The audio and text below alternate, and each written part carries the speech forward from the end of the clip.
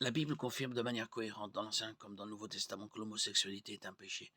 Genèse 19, 1, 13, Lévitique 18, 22, Romains 1, 26, 1 Corinthiens 6, 9, 1 Timothée 1, 10, Jude 1, 7. Sur ce point, le Nouveau Testament renforce ce que l'Ancien Testament avait déclaré depuis que la loi avait été donnée à Moïse. Un homme couche avec un homme, comme on couche avec une femme. Ils commettent tous deux une abomination, ils seront punis de mort, leur sang sera sur eux. Lévitique 20, 13. La différence entre l'Ancien et le Nouveau Testament est que le Nouveau Testament offre l'espoir et la restauration à ceux qui sont pris dans le péché, qui est l'homosexualité. Par le pouvoir rédempteur de Jésus, c'est le même espoir qui est offert à quiconque choisit de l'accepter. Jean 1, 12, 3, 16, 18.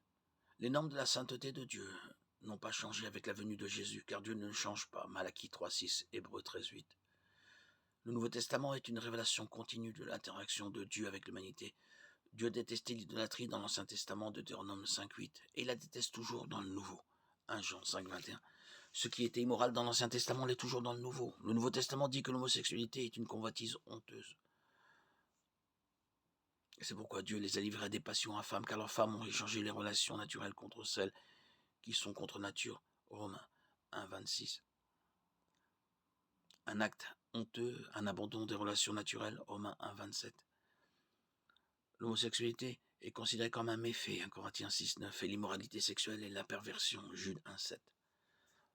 L'homosexualité entraîne une peine méritée.